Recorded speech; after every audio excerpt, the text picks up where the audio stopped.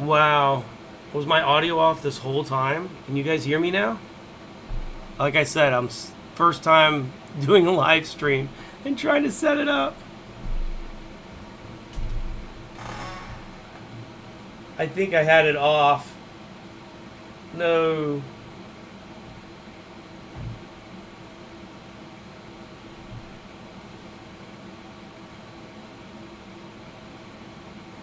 Well, thank you for mentioning. I think I've been talking to myself for a little while, unfortunately.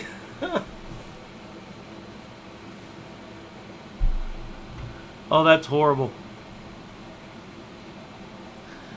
All right, guys. Well, I'll try. Let's try to start over again now. Wow. So, why we're doing this live stream, for those of you who are still here, I know there was a lot of people who came in and out. I'm sorry that there was no audio. I'll probably have to delete this or do something. But let me explain it. We just saw some major block rewards and VRSC. The ecosystem was up to 58 VRSC, and that came because of the Ethereum bridge was just launched. Every time a bridge is launched, there's 5,000 VRSC, which goes into the fee pool. The fee pool basically takes 1% of all of the funds that go into it from the entire ecosystem within the VRSC part of it, and it basically allows for, oops, nope, that's not how you do that, but it allows for the ecosystem to be divvied out slowly. So instead of one miner getting all of it or one lucky person, it breaks it up into 1%. So if there's 100 VRSC in there, it gives you 1 VRSC, and it'll slowly drop down over time. And as you guys probably saw me flashing through the screen earlier, I was trying to show you guys where and how to learn more about the ecosystem and how profitable it might be, how much you can actually make by merge mining with the VRSC ecosystem. And that's where I was trying to show you over here with the hash rate, where I was making some calculations and changing. If somebody were to launch a blockchain, it could be making up to $3,000 a month. And that's if you were mining both sides of the blockchain. Right now, the bridge got launched, so that only 58 was the highest we saw. And since the bridge is only half of it, it's 5,000. You know, this machine, which is the Orange Pi 5, is the representation that I was using. So if you guys have watched the channel, I've been building the crazy Orange Pi 5 cluster supercomputer, and it's not done yet, but we're assuming it's going to make about 850 mega hash. That 850 mega hash will cost about 1,100 watts in power, and if you just assume it's at 10 cents a kilowatt hour, that's where I left that. The hardware, it cost about $9,000 to build this rig. Now, we know the block reward is probably not going to average at 58, but as I mentioned before, if for every blockchain that's launched, it goes as high as 108 VRSC if you're mining both chains. And then as people buy IDs, it gets compounded on. As people launch currencies, it also constantly gets compounded on. And this allows the block reward to go up. Now, this is not inflation. This is people purchasing or mining the token or the coin in order to participate or purchase things within the ecosystem. So you have to assume, you know, what average you might see over a year or over 6 months or however you want to do it. So this is not financial advice. I mean, this is just totally speculation. But as an example, if you were to have 100 as an average, like somebody launched the blockchain every 3 days, every 2 days, that rig would make almost $3,000 a month, and it would ROI in 84 days. That's not very likely, especially in the first year. You know, I think it's going to, we're still in a bear market. So I'm going to say I think the ecosystem could average maybe 15 VRSC over the next year. And that may be low, but I'd rather have low than not high. And just to give you an idea, that would pay off that Orange Pi rig in about just under 2 years. 656 days. So just under 2 years, you would pay off in a bear market. That's, in my mind, that's pretty good. And this is why I decided to build that rig. And I think this would... I think a lot of people have asked, why am I doing it? It doesn't seem profitable. It's not there. But this is why. It's because of the technology that is built into the ecosystem, which is the fee pool, the merge mining, which we have to yet to discuss, and the block fee. So we're doing all of this calculation just on VRSC. Now, when a block launches, there you can merge mine up to 22 chains simultaneously without the use of any more power or the loss of any hash.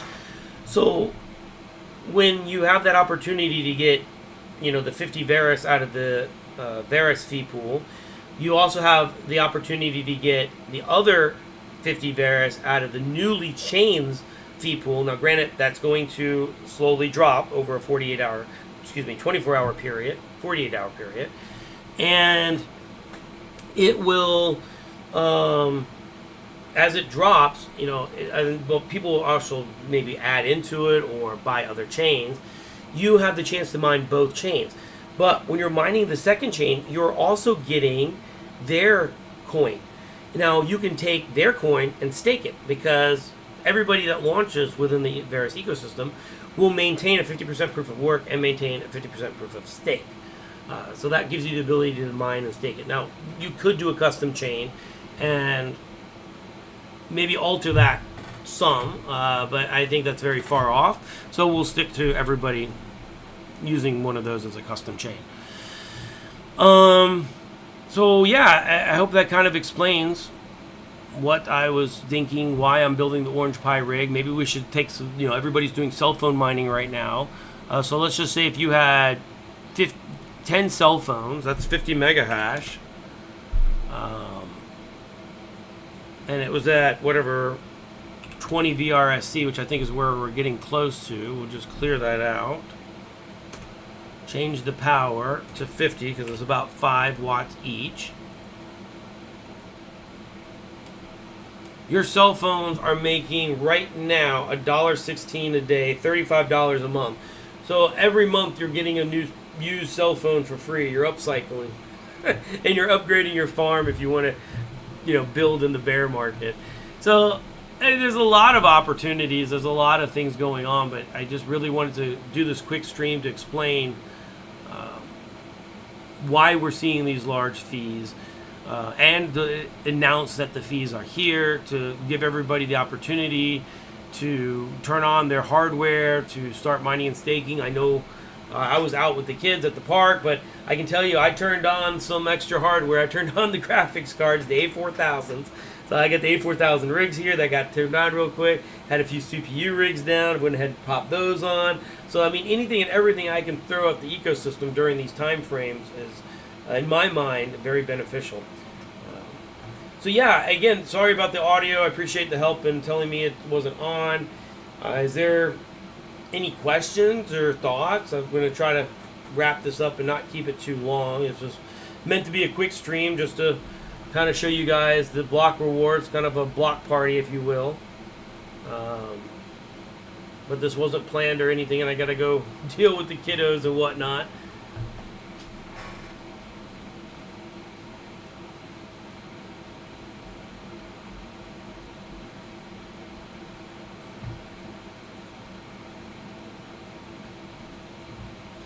I'll just give you guys a second in the chat.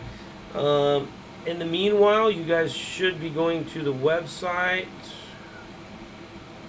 Just go to the main website, go over to Support Wiki and Documentations.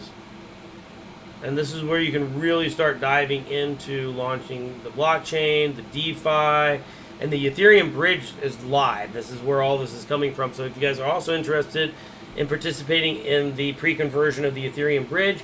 You should join Discord and learn more about that. I believe there's articles going out, so we'll try to do another video with that as well.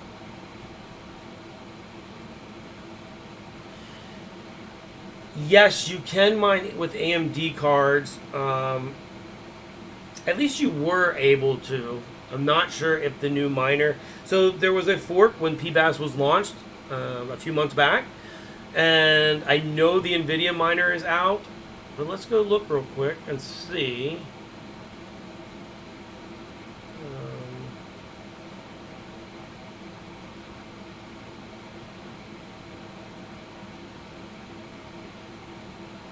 Start mining. So this will take you over to the mining page. So you guys can do, CPUs, you can do mobile phones and ARM.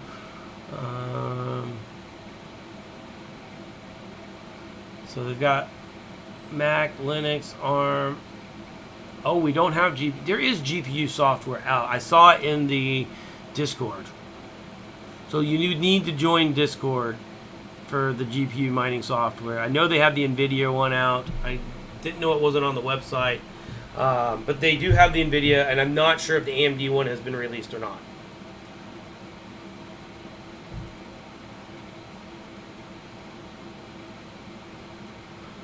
Is VRSC hashing more about core count or threads or mega hash? Definitely both. Well, kind of both, really. I mean, core count is very advantageous. So you pretty much on like cell phones, so ARM chips, you'll average about 1 mega hash per thread, plus or minus, depending on efficiency. And like a Threadripper, you'll get the same, but some of the less efficiency chips, it'll be more like 1.5 watt to 1 mega hash.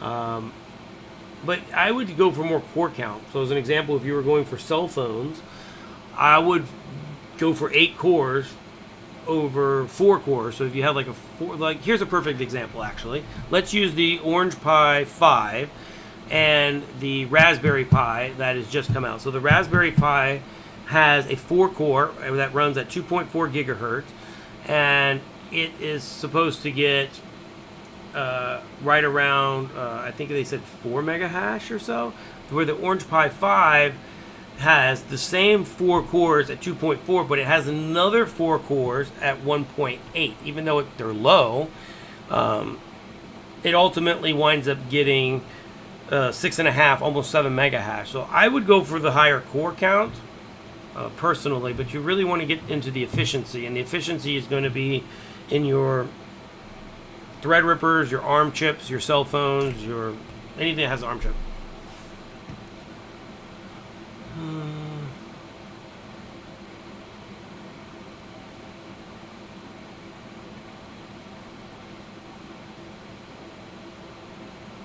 So the cell phones are going to be your cheapest route of getting into VRSC, but they are more hands-on. We've definitely gone through our trials with those. They work great. I love them. It's upcycling. You will need to run cooling, so if you're going to run it in a garage without air conditioning, if you put enough air through it and take off the back, cell phones will be just fine. It's not a problem. It's just they're more hands-on. They're just more hands-on because when the power goes out, you have to hit the power button. Every time you reset them, you pretty much have to mess with them somehow, one way or another. And you kind of have to restart them and so forth. The Orange Pis, on the other hand, are twice the price, maybe $70, $68 a piece versus $35 for the phones, and you're going to get the same efficiency. So power is not the difference, but they're stable. They're super stable, and they will auto restart. So if the power goes out, they'll automatically come on and start mining. They're just a lot less hands-off once you get them up and running. Based on my experience so far, I've only been testing them for about 30 days. The SD cards can go corrupt, but if you take the right precautions and don't just turn them off, like just shut them down. They seem to be a little more sensitive to that. If you actually give it a shutdown command or hit the power button, there's no problems. So it's kind of like, I'm not going to really say which one is better. It's more about the cost and which one is going to suit your needs better. So I kind of have both, but I like the Orange Pis a lot. They're very simple and they have a lot of capabilities. No, it does not work on the Orange or the Raspberry Pi 4. They did not pay for the instruction set. The new chip on the Raspberry Pi 5, they did pay for the instruction set. I have not tested it. I think somebody tested it, or it's an assumption. I'm not exactly sure what happened in Discord, but they were talking about it in Discord.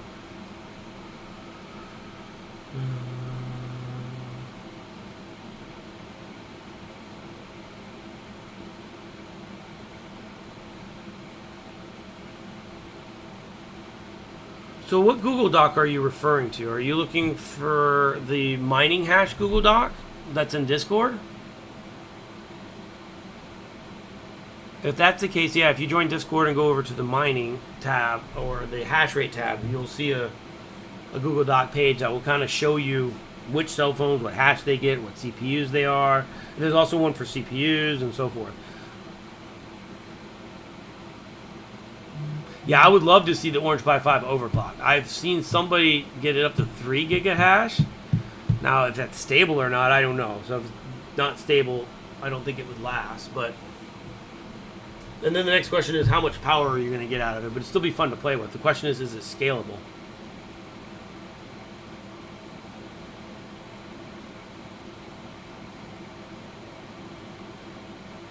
Yeah, rest in peace, Xeons there. Yep. And Threadrippers too. I mean, look at the Threadripper build. I don't know if you guys caught that video or not, but the Threadripper build was, if I remember correctly, about 8,000 maybe ish. Obviously there were no Orange Pi 5s back then. There were the 4s, but they're not equivalent. But still, if you were to build a new Threadripper, you're still going to pay anywhere probably around 7,000-8,000 for a 64 core. 128 thread. Even if you bought one of the used Epics from China that's been going around, I think they're paying $1,000 for those. Those are pretty cheap, but they're not very power efficient. So you're going to pay in power if you're not worried about power. But yeah, I really think that the cell phones and the Orange Pis have definitely an opportunity for mining compared to the Xeons and Threadrippers.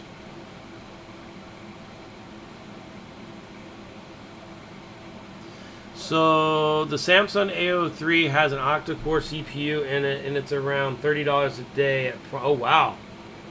Oh, I didn't know it was on Prime sale. I heard that might be coming. Yeah, I need to get one of those phones and do a teardown for you guys. I just picked up the Joy phone, and I'm gonna try to do a teardown and see if we can't get into that and play with it a little bit more. I'm interested in picking up some of those phones. I like a hybrid of both, really. The phones have the batteries, and you need to plan on taking those out.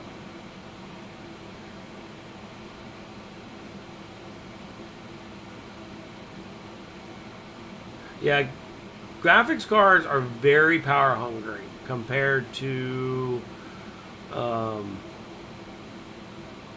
CPUs or ARMs, especially mining VRSC. I like the A4000s, the A6000s. They're going to be some of your more efficient ones for mining VRSC. Now, you could probably undervolt that too.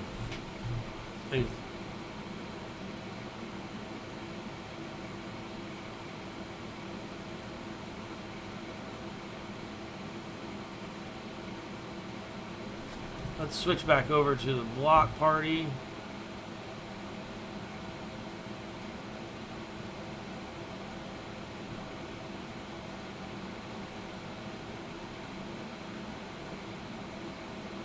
Some super lucky stakers. Those are really small stakes, and they're getting some nice sized blocks. Yeah, CPU is just going to be a lot more efficient. But the advantage of turning on the GPUs is in these burst times, it's a lot of power that you can turn on for the added mega hash to try to get those blocks or win them, especially if you're trying to solo mine too. Those are fun days.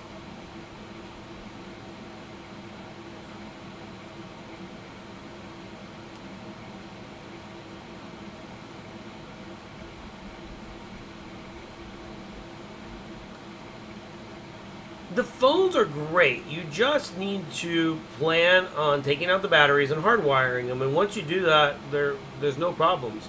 I mean, I don't know if you guys caught the other video. We had 350 cell phones up and running.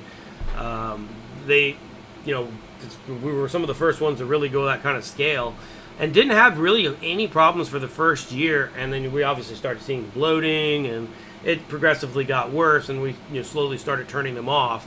About a year and a half in, and then bear market hit, life happens, and 6 months of downtime, and cell phones are hot again, and we're trying to fix them and clean them up and change them all out. But it was very difficult for us to figure out how to hardwire them. There was very little information online compared to now on how to hardwire them and take out the batteries. So we just kept taking them apart and literally zapping phone after phone and trying to attach it on different places and different ways of trying to get these things to work. But we figured out quite a few of them, like the Pixels, the Samsungs. I have not touched any of the new phones that you guys are buying. So I'm planning on buying some and seeing if we can't take them apart and see if we can't figure out how to hardwire them and help them. Because if I can do that, I will pick up some phones myself. The other thing is, though, the networking. Do you have the wireless capabilities to run a lot of phones? I mean, I had to upgrade over there. Once we got over 80 phones, it was like, really had to upgrade it to the Unify setup. Well, I don't have that. I just have a basic Wi-Fi here. So that's another reason why I didn't go with the phones, because I'd have to spend a whole another $1,000 here just to put a decent amount at the house. So I figured I'd be better off to go with the Pis.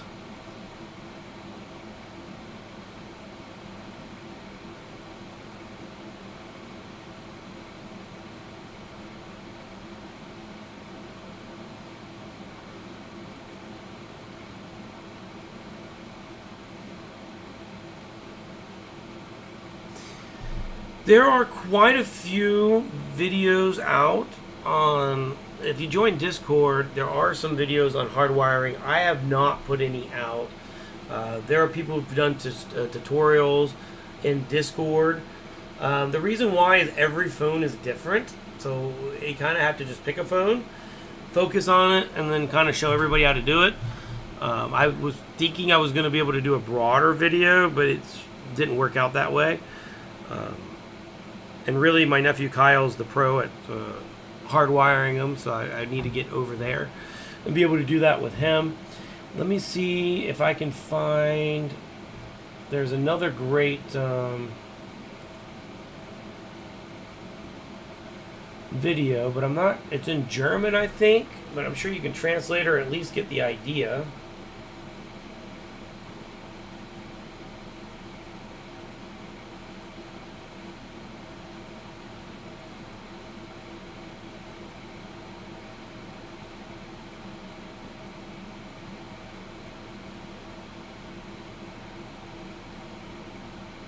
Here we go. Oh, I can't post a picture here. Yeah.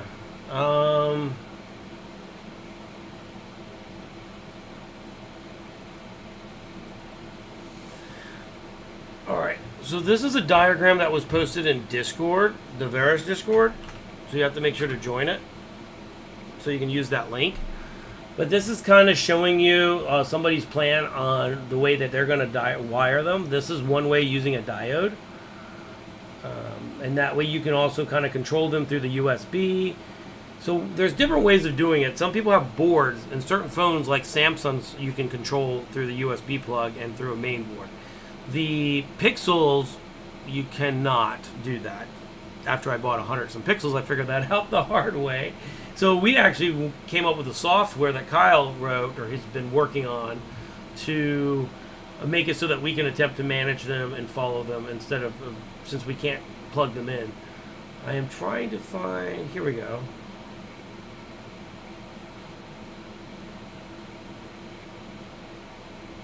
Here's a video. And this is for the Galaxy's S8, actually. And the 8 Plus, and they show you how to do it. The downside is it's not in English.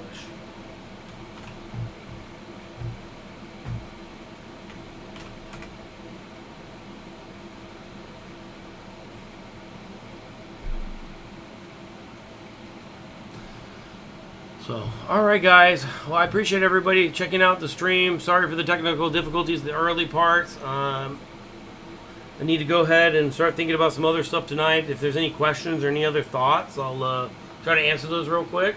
If not, we'll go ahead and wrap up the stream and go from there.